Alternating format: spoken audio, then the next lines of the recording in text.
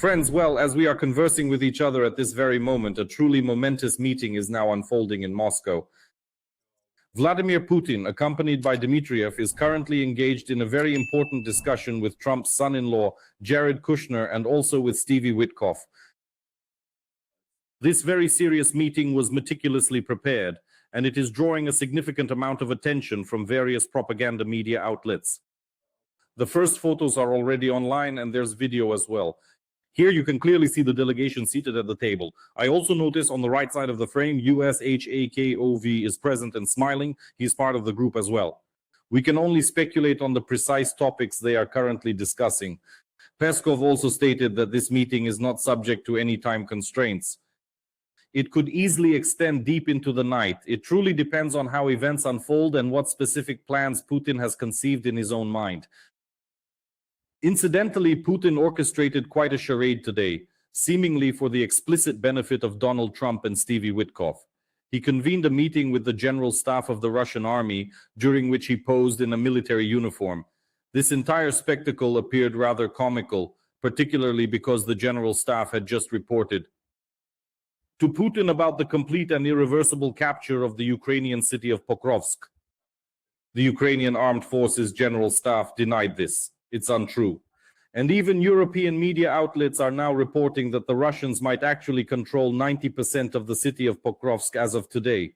But 100% is an absolute lie, so it's a masquerade and a carnival.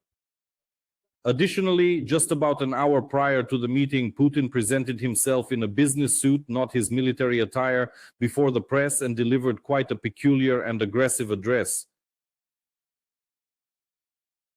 You have likely already come across this particular quote concerning the precise and careful surgical operations, which notably do not resemble actual warfare that Russia is currently carrying out within the territory of Ukraine. But with Europe, if necessary, it won't be like that. I found this excerpt, you just can't miss it. Simply try to grasp the specific mood, the emotional state, if you will, that Vladimir Putin brought with him as he took his seat at this negotiation table.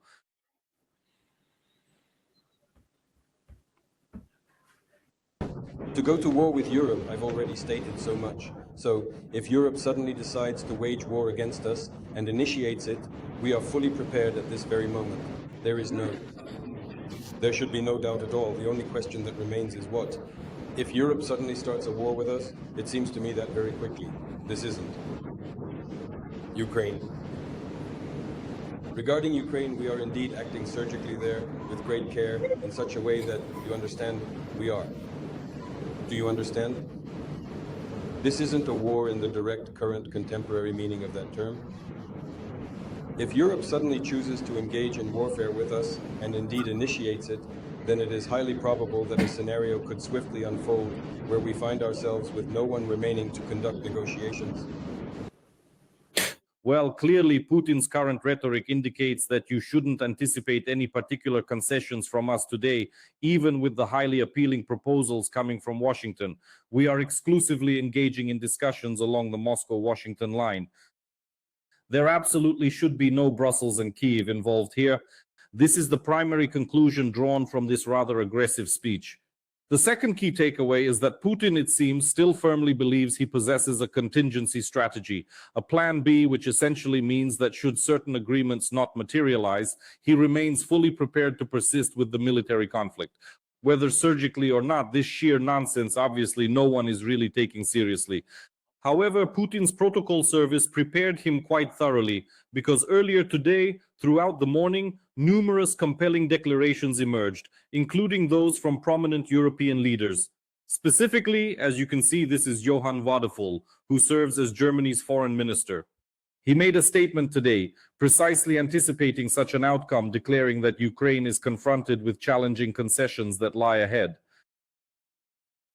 We grasp the essence of this matter. Indeed, a territorial problem exists, and Vadeful explicitly states that this territorial question is considerably complex.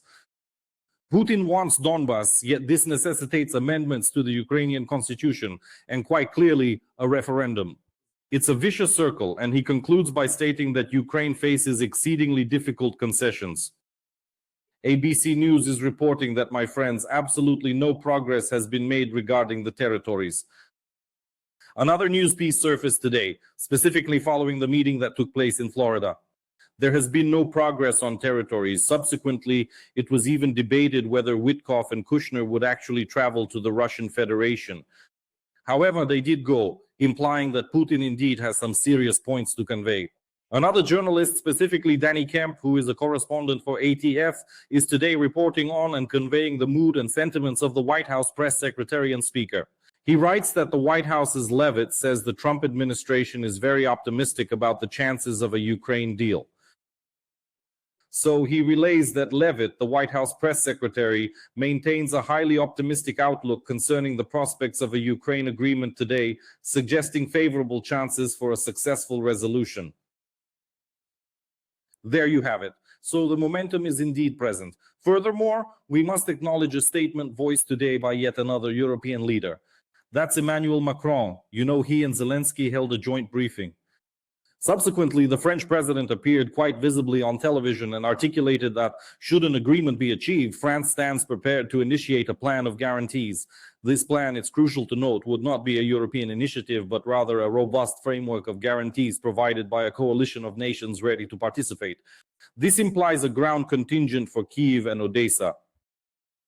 Additionally, Starmer also confirmed that Britain, in conjunction with the British, stands prepared to guarantee the security of navigation within the Black Sea through military action, contingent upon the Bosporus being opened from the Turkish side.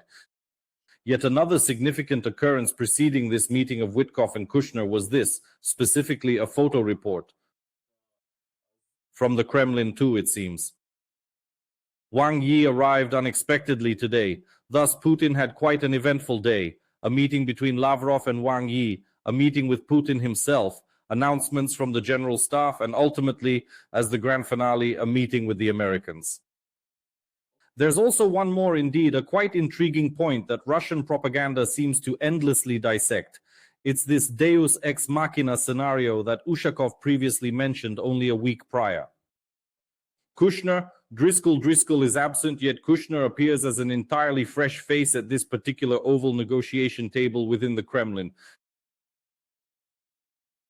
This person is meeting Putin for the very first time. He's making his initial appearance at a meeting with Russians, specifically in Moscow. This truly marks his inaugural visit.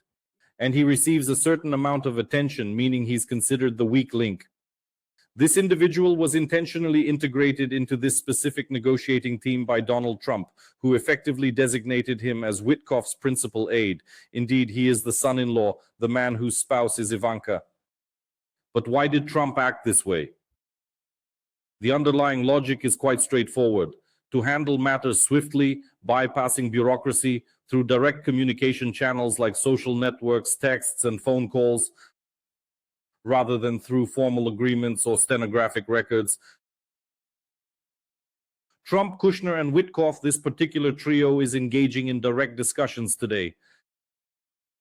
Incidentally, Zelenskyy, acknowledging this situation, also made a pertinent comment today while visiting Ireland, stating that this will be an important evening for us and I will be kept directly informed. Indeed, there's even a plan for Witkoff to have a further meeting with Zelenskyy somewhere in Europe if time permits, but he conveyed that he would be informed, Zelenskyy states, practically every half hour, every hour, due to the possibly changing situation.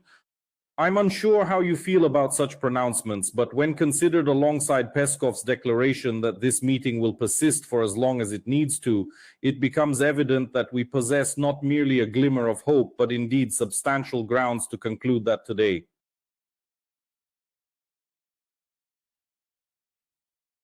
A crucial decision will be reached as both involved parties, given the current unfolding events, are actively striving to bring it to fruition.